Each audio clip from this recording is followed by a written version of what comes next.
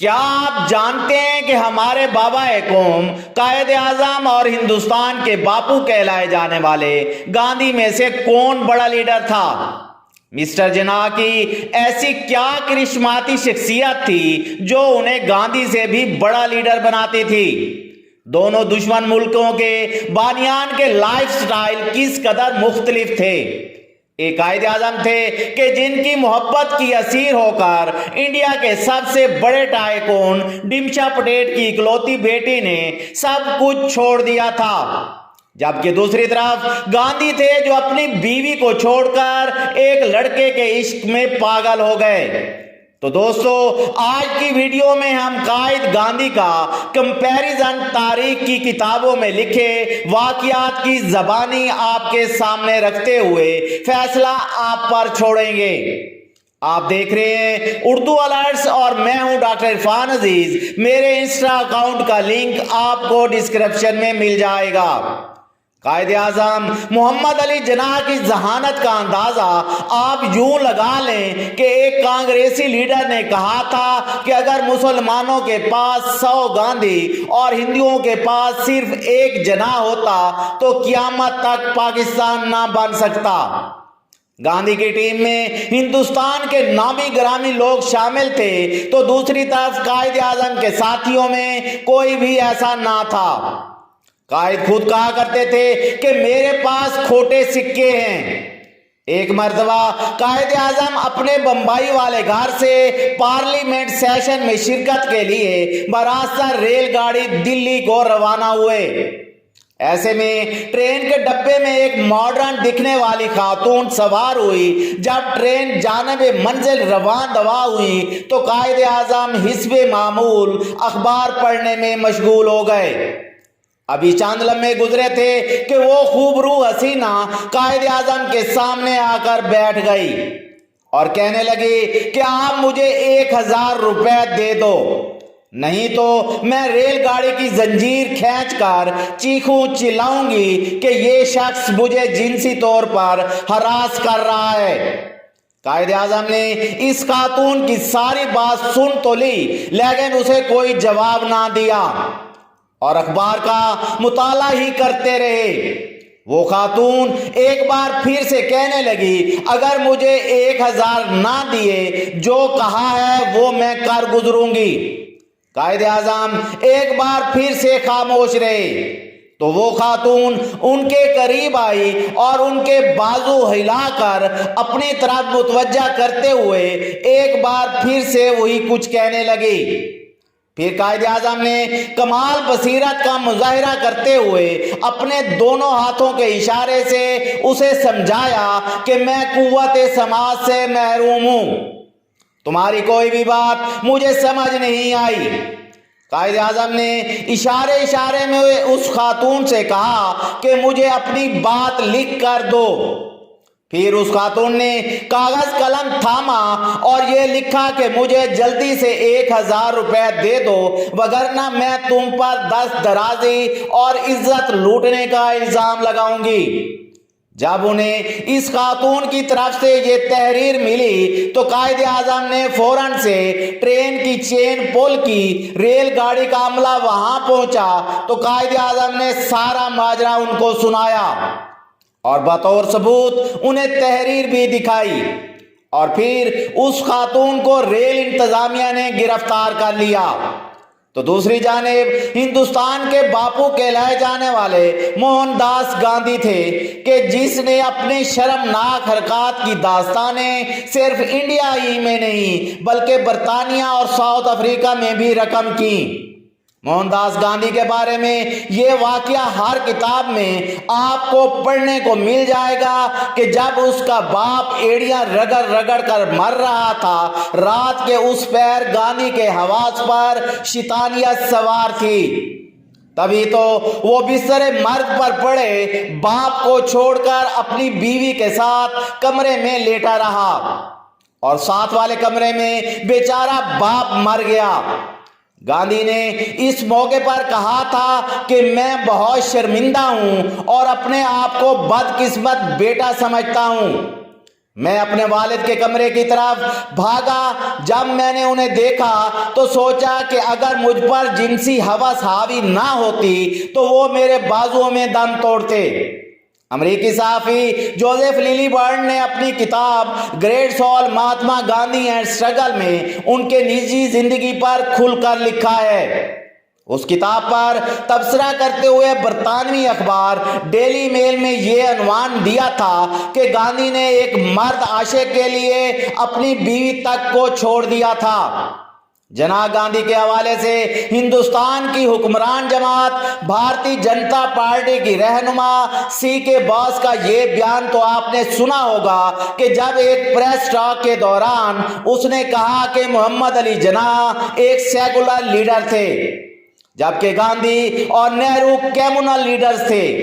آج انڈیا کی تقسیم کا ذمہ دار جناح کو سمجھا جاتا ہے جو کہ سراسر جھوٹ ہے۔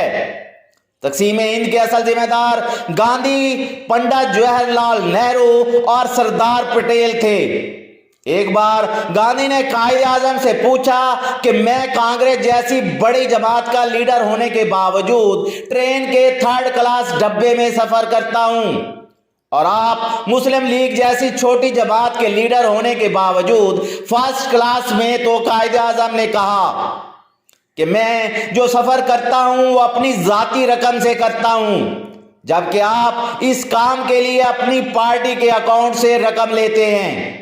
اگر تاریخ کے اوراق آپ کھنگال لیں تو کیا آپ کو قائد اعظم اور گاندھی کے درمیان ہونے والا ایک مکالمہ ملے گا۔ ایک موقع پر گاندھی نے قائد اعظم سے پوچھا کہ آپ کی سیاسی بصیرت کا راز کیا ہے، آپ اس قدر بے باک فیصلے کیسے کر لیتے ہیں، وہ کیا فارمولہ ہے کہ جس کی وجہ سے آپ اقلیت میں ہونے کے باوجود سب پر سبقت لے جاتے ہیں۔ قائد اعظم تب گاندھی کی جانب مڑے اور بولے، اس سے پہلے کہ میں اپنا سیکریٹ شیئر کروں، میں پہلے آپ کے بارے میں بتا دیتا ہوں کہ آپ اپنی سیاست کو کیسے لے کر چلتے ہیں۔ آپ کوئی بھی سیاسی فیصلہ کرنے سے پہلے یہ معلوم کر لیتے ہیں کہ عوامی موڈ کیا ہے۔ جب آپ لوگوں کا مزاج اور ان کی رائے اچھی طرح سے جان لیتے ہیں تو ہوا کا رخ دیکھتے ہوئے آپ فیصلہ سازی کرتے ہیں، جبکہ میں اس کے برعکس چلتا ہوں۔ گاندھی نے حیرت سے پوچھا کہ میں سمجھا نہیں، تو قائد اعظم فرمانے لگے، میں صرف یہ دیکھتا ہوں کہ کیا حق ہے اور کیا باطل، مجھے جو صحیح لگتا ہے میں اس کے مطابق فیصلے کر لیتا ہوں اور ہمیشہ اپنے موقف پر ڈٹا رہتا ہوں۔ گاندھی نے پوچھا کہ پھر لوگوں کا تو آپ کے ساتھ چلنا بہت مشکل ہوتا ہوگا، تو قائد اعظم نے فرمایا، نہیں، لوگ شروع میں تو میرے فیصلوں کی مخالفت کرتے ہیں، لیکن چونکہ میں وسیع تر مفاد کو دیکھ کر فیصلہ سازی کرتا ہوں، لہٰذا لوگ ایسا سچائی کو تسلیم کرتے ہوئے میرا ساتھ دینے لگتے ہیں۔ ایک صحیح فیصلے ایسے ہزاروں غلط فیصلوں سے بہتر ہوتا ہے جو آپ کی طرح محض لوگوں کو خوش کرنے کے لیے کیا جائے۔ قائد اعظم اور گاندھی جی کے بارے میں ایک لطیفہ ہمارے ہاں بہت مشہور ہے، تاہم یہ کنفرم نہیں کہ کیا واقعہ دونوں رہنماؤں کے بیچ میں ایسا کوئی مکالمہ ہوا تھا۔ کہا جاتا ہے کہ گاندھی نے قائد سے پوچھا کہ آپ مجھے بتاؤ کہ آپ کہاں بیٹھ کر اپنے آئیڈیاز سوچتے ہو، تو انہوں نے جواب دیا کہ میں باغیچے میں ٹہل رہا ہوتا ہوں، ایسے میں سوچ و بچار کرتا ہوں اور پھر جو مجھے بہتر لگتا ہے میں وہ فیصلہ کر لیتا ہوں۔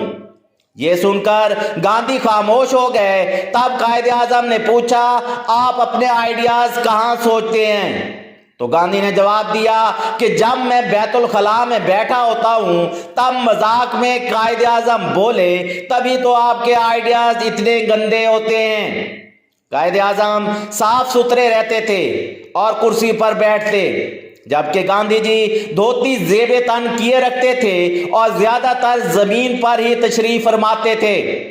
یہاں میں آپ کو بتاتا چلوں کہ آل انڈیا مسلم لیگ کے نوجوان گاندھی کی دھوتی کو لے کر اکثر مذاق اڑایا کرتے تھے۔ ایک مرتبہ رات کے آخری پہر میں viceroy India Lord Mountbatten نے جواہر لال نہرو کو فون کیا تو وہ سو رہے تھے۔ کچھ دیر بعد ماؤنٹ بیٹن نے قائد اعظم کو فون کیا، وہ جاگ رہے تھے اور قائد اعظم نے وائسرائے انڈیا کا فون ریسیو کیا۔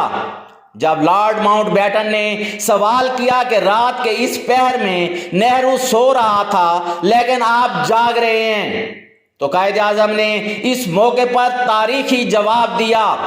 قائد اعظم نے لارڈ ماؤنٹ بیٹن کو مخاطب کرتے ہوئے کہا کہ نہرو کی قوم جاگ رہی ہے اس لیے وہ سویا ہوا ہے، جبکہ میری مسلمان قوم ابھی سو رہی ہے اس لیے میں جاگ رہا ہوں۔ قائد اعظم محمد علی جناح کی زندگی پر لکھی جانے والی جتنی بھی کتابوں کا مطالعہ کیا جائے، ایک بات معلوم ہوتی ہے کہ پاکستان بننے سے پہلے وہ ٹی بی جیسی مہلک بیماری میں مبتلا تھے۔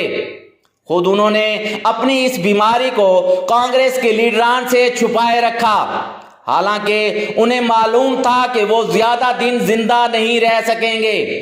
مورخ لکھتے ہیں کہ اگر گاندھی، پٹیل اور نہرو کو قائد اعظم کی بیماری کا علم ہو جاتا تو یقیناً کانگریسی لیڈرز اپنی حکمت عملی تبدیل کرتے ہوئے لارڈ ماؤنٹ بیٹن پر دباؤ ڈال کر تقسیم ہندوستان کو 6-7 ماہ آگے لے جاتے، کیونکہ کانگریسی لیڈروں کا ماننا تھا کہ آل انڈیا مسلم لیگ میں جناح کے بعد لیاقت علی خان اور دوسرے کسی بھی مسلم لیگی رہنماؤں میں اتنی قابلیت نہیں تھی کہ وہ پاکستان بنا سکیں۔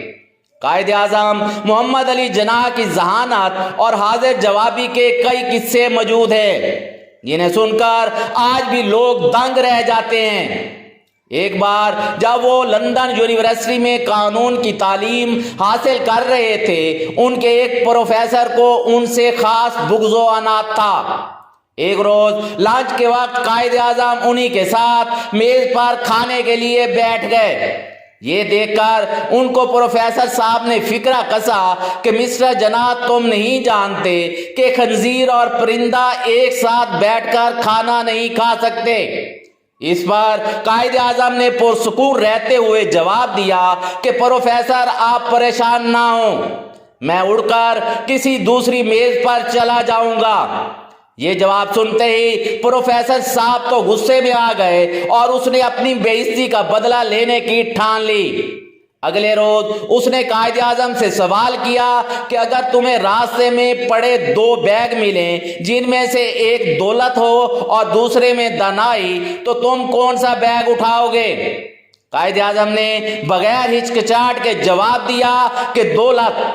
اس پروفیسر نے طنزیہ مسکراہٹ کے ساتھ کہا کہ میں تمہاری جگہ ہوتا تو دانائی والا بیگ اٹھاتا۔ اس پر قائد اعظم فوراً بولے، ہر انسان وہی چیز چاہتا ہے جو اس کے پاس نہیں ہوتی۔ میں امید کرتا ہوں کہ آج کی ویڈیو آپ کو پسند آئی ہوگی۔ ویڈیو کو لائک اور شیئر کریں، اردو الرٹ سبسکرائب کر لیں اور ہماری ویڈیوز دیکھتے رہیں۔ اللہ حافظ و ناصر۔